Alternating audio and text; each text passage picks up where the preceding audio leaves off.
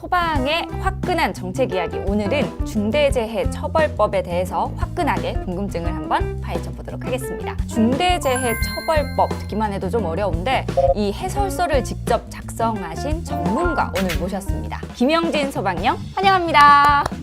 해설서를 직접 작성하셨다고요? 화재 예방 총괄과 직원들하고 같이 편찬 연수를 했습니다. 다만 제가 주로 집필을 했기 때문에 바로 본론으로 들어가 볼게요. 어디까지를 중대재해로 봐야 되냐? 간단하게 설명을 드리면 중대재해가 두 종류가 있습니다. 중대산업재해가 있고 중대시민재해가 있습니다.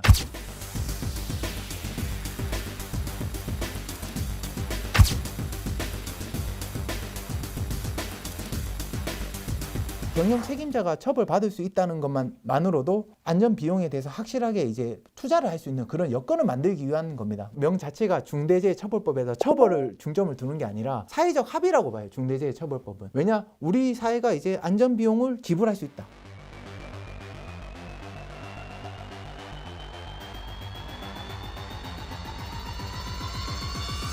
구분을 한다면 중대산업재해에 해당이 될 수 있습니다. 1월 27일인데 아직 적용은 되지는 않습니다. 좀 철저한 규명이 이루어져야겠지만 반발도 만만치 않았을 것 같아요. 이게 비용이 좀 증가하는 부분이 있고 또 기간도 증가하고 이러다 보니까 그럼 뭐 우리 짓지 말라는 거냐, 이거 뭐 장사하지 말라는 거냐, 이런 반발도 있을 것 같아요. 내가 비용을 좀 더 지불하더라도 이 사람들 안전하게 일할 수 있는 작업 환경을 제공한다, 이런 합의가 필요하지 않나. 이전에는 이런 규정이 뭐 전혀 없었나요? 관리자라든지 관계인이라든지 그런 현장 종사자 위주로 처벌을 했었는데 중대재해처벌법은 정확하게 타겟을 경영 책임자로 보고 있는 겁니다. 기습 질문 들어갈게요. 안전체험관 같은 경우에는 소방청에서 이렇게 또 전국에 퍼져 있기 때문에 사고가 난다. 그럼 이건 청장님이 책임지시나요? 소방기본법 보시면 소장이 하나도 안 변하시네. 아 그래요? 당황했었어야 했는데 소방청에 지으면 소방청장이 책임집니다. 근데 안전체험관은 현재 시도지사에서 관리하고 있잖아요. 그러면 최고 경영 책임자는 시도지사가 되는 겁니다. 그러면 경기도에 있는 안전체험관에 사고 났다. 그럼 경기도지사가 책임지는 예, 겁니까? 그렇죠. 이제 안전은 정말 최고 책임자가 책임져야 하는, 사실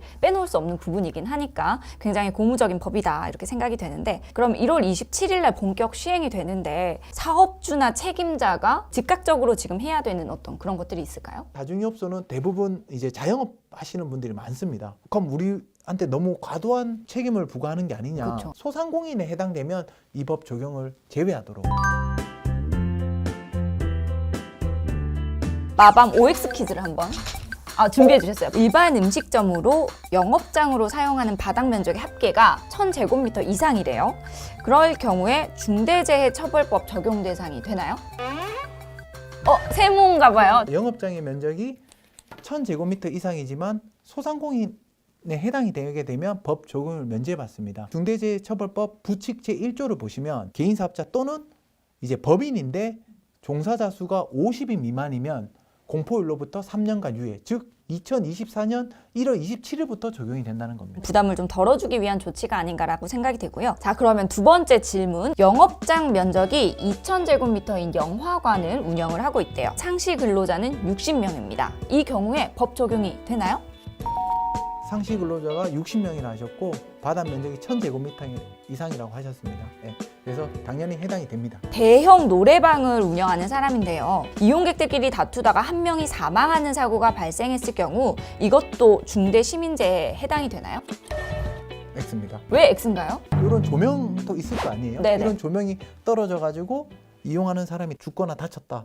그러면 이 시설물 때문에 중대시민재해에 해당이 될 수가 있죠. 이 사람들끼리 싸운 거지 않습니까? 그런 경우에는 당연히 이 영업장에 있는 시설과는 별개의 문제로 이제 다친 경우이기 때문에 중대재해처벌법 대상이 아닙니다. 지하도 상가를 관리하는 회사인데요. 현재 지하도 상가는 초고층 재난관리법 적용을 받고 있어서 연 1회 이상 재난 예방 및 피해 경감 계획서를 작성하고 있습니다. 별도의 안전계획서를 수립해야 하나요? 이것도 세모입니다. 이것도 세무네요. 이 중대재해처벌법에 따른 안전계획서를 이제 면제해 주는 건 아니고 중대재해처벌법 시행령에 보시면 여러 가지 의무사항들이 있습니다. 재난예방 및 피해 경감 계획서에 포함을 시켜서 만들었다면 인정이 되는 거죠. 포함을 했다면. 이것들을 어길 경우에 처벌 수위는 어느 정도 되는지도 궁금해요. 이 자리에서 뭐 말씀드리기는 어렵고요. 정해져 있지는 않은 거예요? 잠깐 보고 말 실수 나올까봐 이제 정확하게 얘기를 해줘야 해서 다 외우고 있다가 갑자기 물어보니까 경영 책임자 등은 1년 이상의 징역 또는 10억 원 이하의 벌금, 10억 원. 7년 이하의 징역 또는 1억 원 이하의 벌금에 처할 수 있습니다.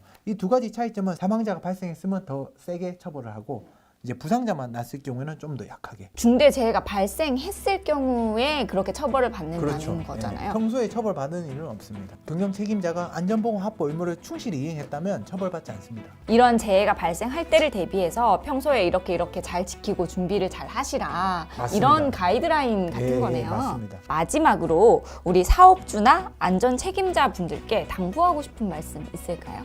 갑자기 말하라고 하니까 제가 좀 준비를 안 했는데요. 안전을 방치하게 되면 이 사업의 최고 오너가 처벌될 수 있다. 안전에 대해서 비용을 투자하는 것이 오히려 더 이익이다라는 걸 좀 강조드리고 싶습니다. 안전은 더 이상 옵션이 아니라 필수다!